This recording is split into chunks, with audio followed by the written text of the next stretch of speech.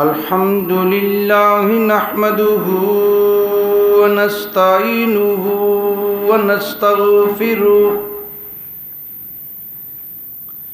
ونؤمن به ونتوكل عليه ونعوذ بالله من شرور أنفسنا ومن سيئات أعمالنا من يهده الله فلا مضل له ومن يضلله فلا هادي له ونشهد أن لا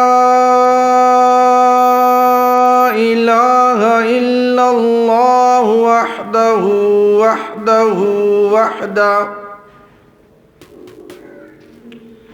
لا شريك له ولا وزير له ولا نذير له ولا معين له ولا مثل له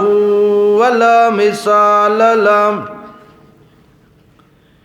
ونشهد أن سيدنا ومولانا محمدا عبده ورسوله أما بعد فأعوذ بالله من الشيطان الرجيم بسم الله الرحمن الرحيم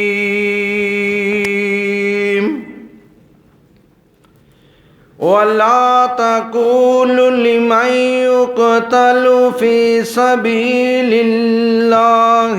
أموات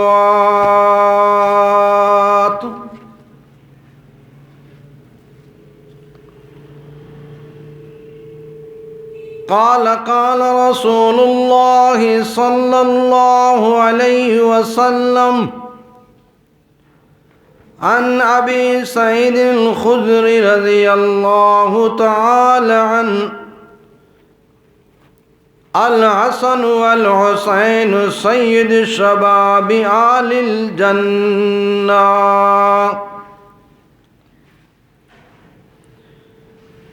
قال رسول الله صلى الله عليه وسلم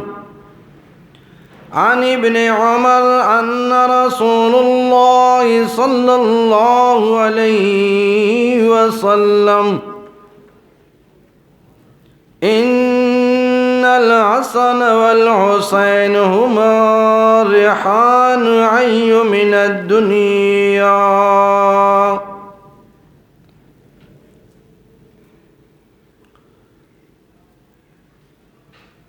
وعن علي قال الحسن أشبع رسول الله صلى الله عليه وسلم ما بين الصدر إلى الراس والحسين أشبع النبي صلى الله عليه وسلم ما كان أسفل من ذلك رب اشرح لي يسر لي أمري واحلل عقدة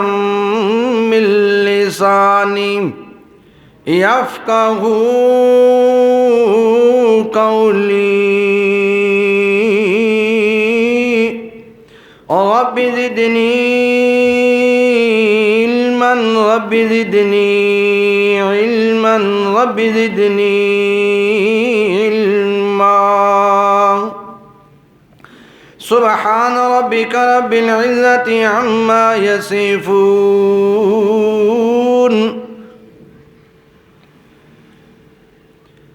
تمام احباب محبت کے ساتھ بآواز بلند درود پاک پڑھیں اللہم صلی علی محمد وعلی آل محمد كما صليت على إبراهيم وعلى آل إبراهيم إنك حميد مجيد اللهم بارك على محمد وعلى آل محمد كما باركت على إبراهيم وعلى آل إبراهيم إنك حميد مجيد۔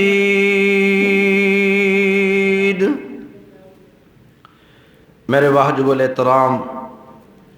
قابل صد واجب الاحترام صلحائے عظام، ارباب ذی وقار، جامعہ اصحاب صفا نورپور کلان ڈسکا سیالکوٹ پاکستان کے غیور مسلمانوں، جہاں تک میری آواز پہنچ رہی ہے، گھروں میں سماعت فرمانے والی میری مسلمان ماؤں، بہنوں، بیٹیوں، آج 13 اگست سن 2021 کا خطبہ جمعۃ المبارک کا عظیم الشان پروگرام اور عظیم الشان ذی وقار شہادت کی عظیم گھڑیاں حاصل کرنے کے لیے ہم سب یہاں دعوت و تبلیغ کی نسبت سے جمع ہیں۔ اللہ ہم سب کا جمع ہونا قبول فرمائے۔ اللہ رب العالمین جامعہ اصحاب صفا نورپور کلان ڈسکا سیالکوٹ پاکستان کو ترقی عطا فرمائے، دن دگنی رات چگنی ترقی نصیب فرمائے۔ اللہ رب العالمین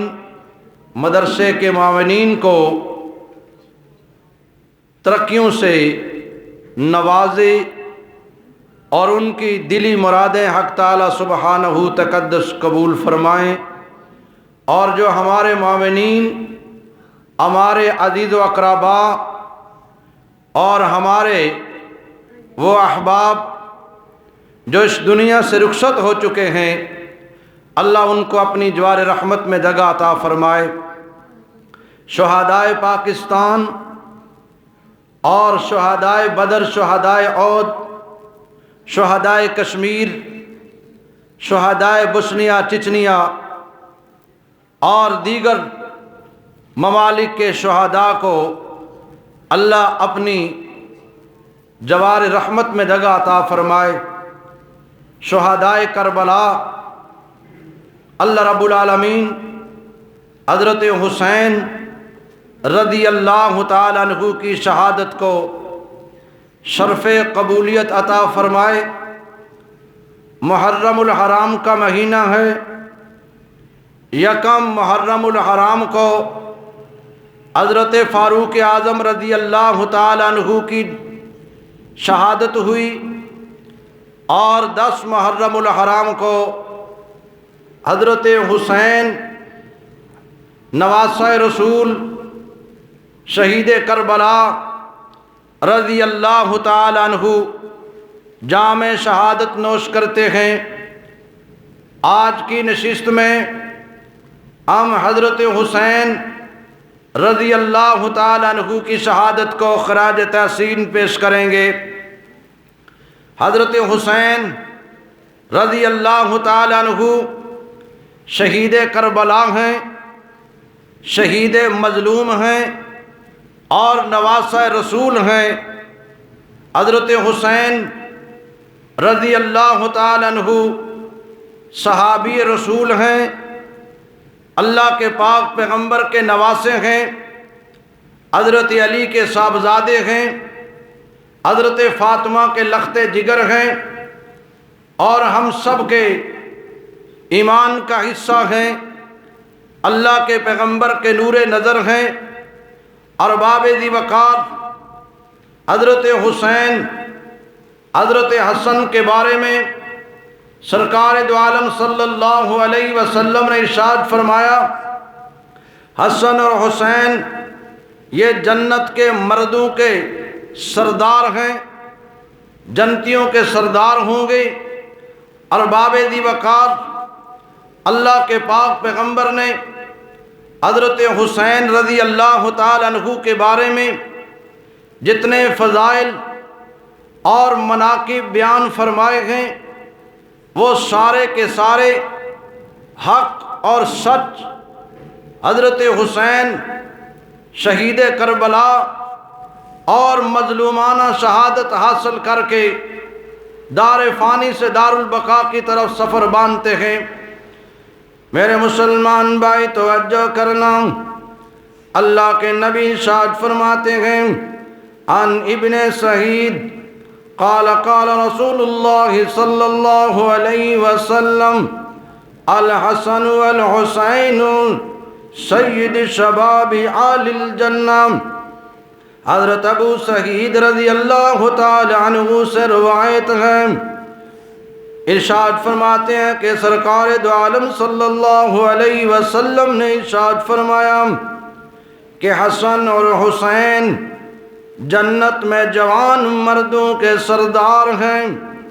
اور باب ذی وقار کتنی فضیلت والی بات ہے، کتنی عظمت والی بات ہے، کتنی شان والی بات ہے۔ اللہ کے نبی جن آدمیوں کو اور جن شخصیات کو اپنے نواسوں کو جنت کے مردوں کے سردار ارشاد فرماتے ہیں، اس سے بڑی فضیلت کوئی نہیں۔ کیوں؟ حضرت حسین ہمارے ایمان کا حصہ، اور حضرت حسین رضی اللہ تعالی عنہ سرکار دو عالم صلی اللہ علیہ وسلم کے نواسہ، اور آقا علیہ الصلوۃ والتسلیم حضرت حسین رضی اللہ تعالی عنہ اور حضرت حسن رضی اللہ تعالی عنہما سے بے حد پیار کیا کرتے تھے۔ ایک مرتبہ آقا علیہ الصلوۃ والتسلیم، توجہ کیجئے گا، مدینہ منورہ کی گلی میں سے تشریف لے جا رہے ہیں، اور کندھے پر حضرت حسین رضی اللہ تعالی عنہ کو آقا علیہ السلام نے بٹھایا ہوا۔ آقا علیہ السلام جب گلی سے گزر رہے تھے، آگے سے فاروق اعظم رضی اللہ تعالی عنہ تشریف لا رہے ہیں۔ آقا علیہ السلام کو فاروق اعظم نے دیکھا، اور جب حضرت حسین رضی اللہ تعالی عنہ کو اٹھا کر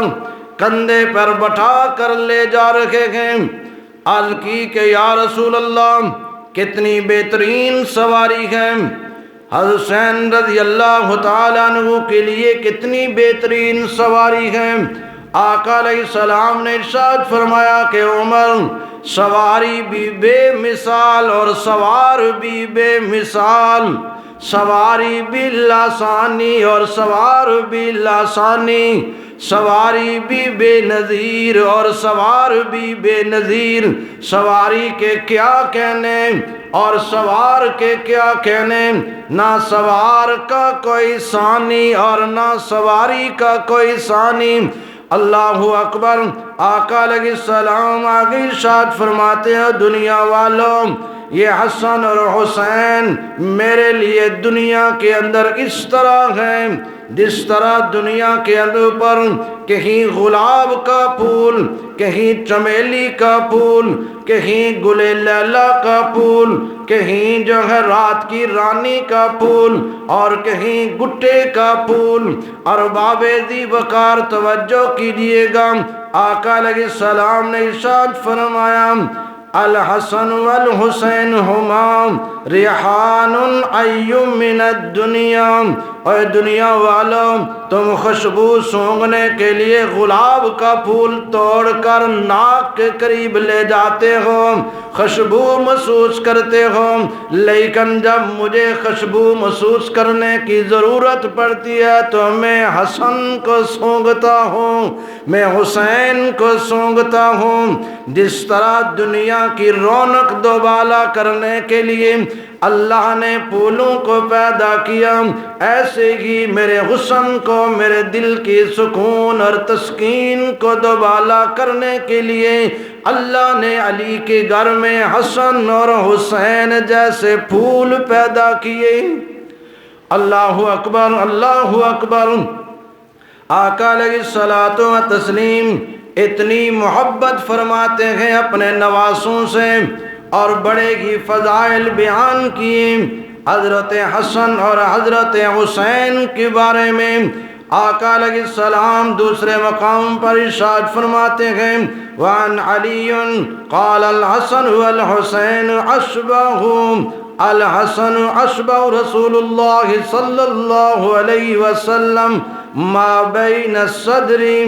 کہ اللہ کے پاک پیغمبر کے نواسے حضرت حسن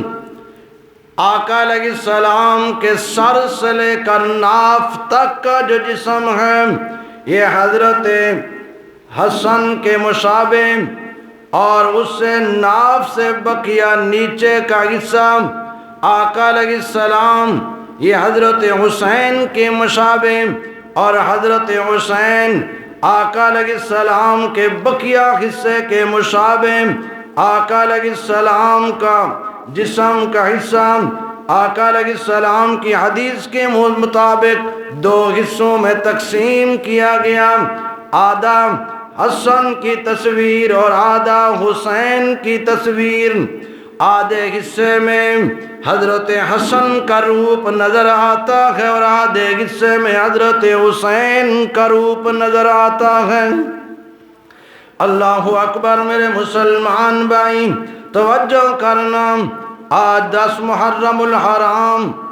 کو اللہ کے پاک پیغمبر کے نواسے حضرت حسین جام شہادت نوش کرتے ہیں، اور حضرت حسین رضی اللہ تعالی عنہ جب آقا علیہ السلام کے وصال کے بعد، سیدنا صدیق کے وصال کے بعد، سیدنا عمر کے وصال کے بعد، سیدنا عثمان کے وصال کے بعد، اور سیدنا علی المرتضی رضی اللہ تعالی عنہ کے وصال کے بعد، اور سیدنا حضرت حسن سیدنا حضرت امیر معاویہ رضی اللہ تعالی عنہ کے وصال کے بعد، اور باب جب یزید کا دور تھا، جب یزید کی حکومت تھی، اور جب یزید کا دورہ طوطی بولا کرتا تھا، حضرت حسین رضی اللہ تعالی عنہ نے ارشاد فرمایا کہ مجھے کوفہ جانا چاہیے اور وہاں بدلتے ہوئے حالات کا رخ صراط مستقیم کی طرف مجھے لے جانا چاہیے۔ حسین زندہ ہو اور حسین کے نانے کا دین بدلا جائے، یہ حسین پسند نہیں کرتا۔ یزید نے نظام کو تبدیل کر دیا تھا، اتنا تبدیل کیا کہ حلال کو حرام اور حرام کو حلال کر دیا۔ ارباب ذی وقار ان کوفیوں نے حضرت حسین رضی اللہ تعالی عنہ کو خطوط لکھے، اتنے خطوط لکھے، اتنے خط لکھے کہ خطوں سے بوریاں بھر گئیں۔ اللہ اکبر۔ حضرت عبداللہ ابن زبیر، عبداللہ ابن عمر اور حضرت عبداللہ ابن عباس، 3 بڑے صحابہ کرام اس وقت موجود تھے۔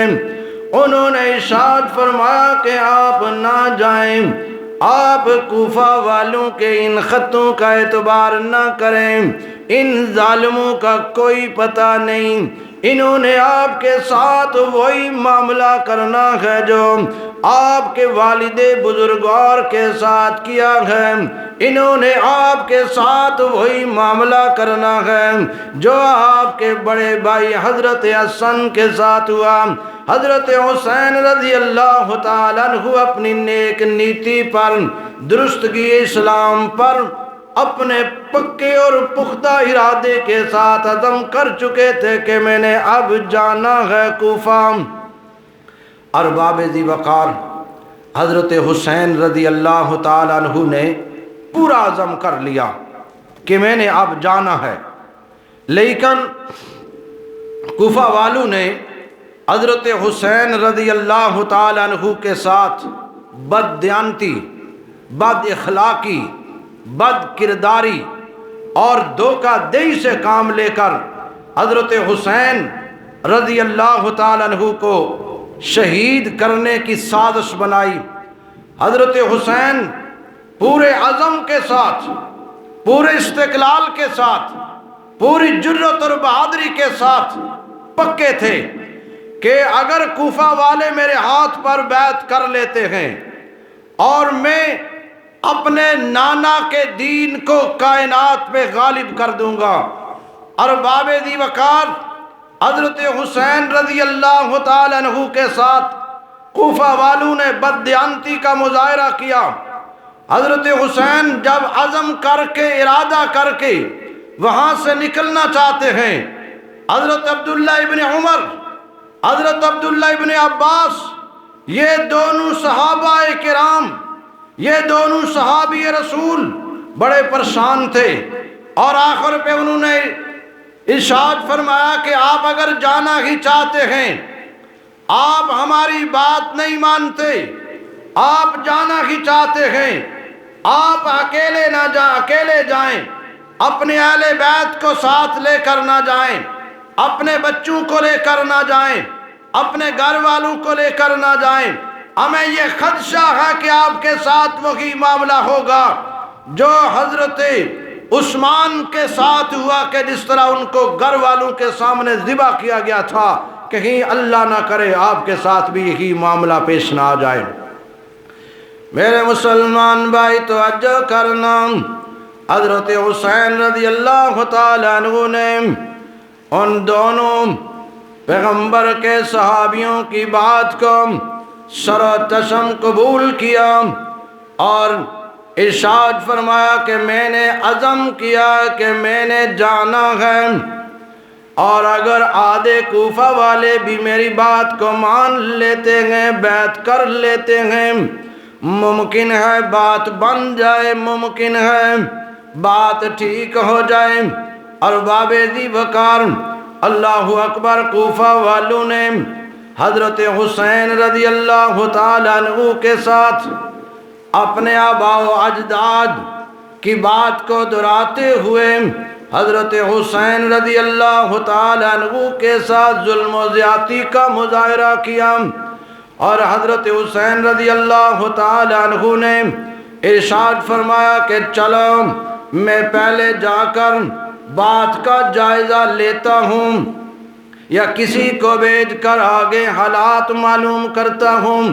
حضرت حسین رضی اللہ تعالیٰ عنہ اپنے چچا زاد بھائی مسلم بن عقیل کو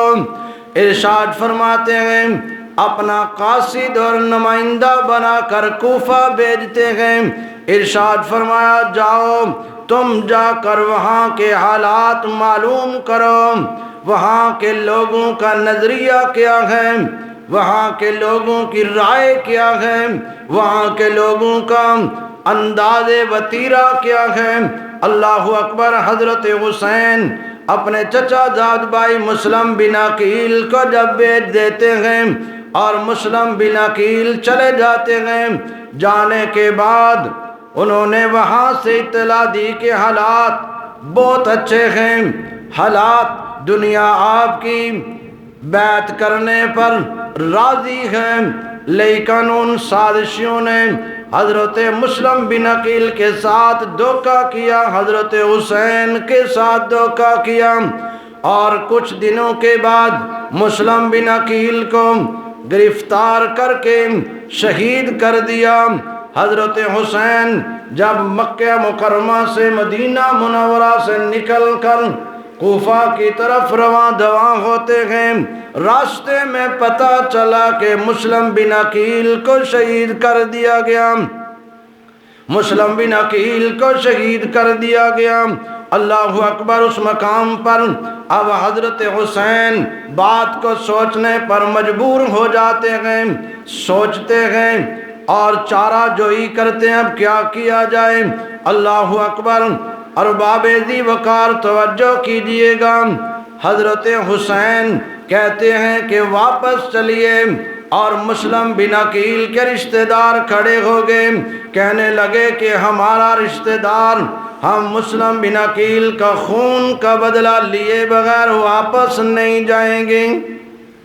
اب حضرت حسین رضی اللہ تعالیٰ عنہ نے بھی عزم کر لیا، چلو میں بھی تمہارے ساتھ، ہم سارے چلتے ہیں۔ اور ارباب ذی وقار تھوڑا سا آگے چلے، اور جانے کے بعد حضرت جعفر طیار کے بیٹے آگے سے آئے اور آ کر اطلاع دی کہ ادھر سے ابن زید کا لشکر 1000 فوجیوں پر مشتمل 1000 کا لشکر اسلحہ سے لیس ہو کر تمہارا تعقب کرنے کے لیے کرب و بلا کی سرزمین پر پہنچ چکا ہے۔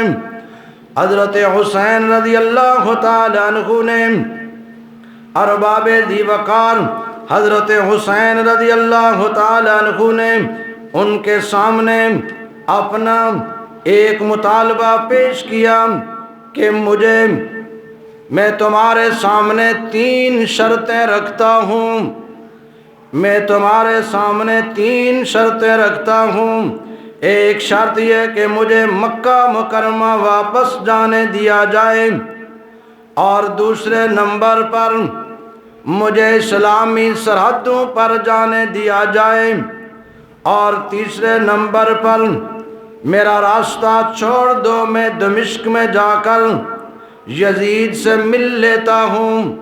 براہ راست اپنا معاملہ خود اس سے میں طے کر لوں گا۔ ارباب ذی وقار انہوں نے ایک بات بھی نہ مانی، اور وہ کہنے لگے اب آپ کی کوئی بات نہیں مانی جائے گی، آپ کی کوئی بات، نہ تو مکہ مکرمہ واپس جا سکتے ہیں، نہ آپ براہ راست یزید کے ساتھ ملاقات کر سکتے ہیں، اور نہ ہی آپ اسلامی سرحدوں پہ جا کر وہاں جہاد کر سکتے ہیں۔ حضرت حسین رضی اللہ تعالیٰ عنہ نے پرعزم انداز میں،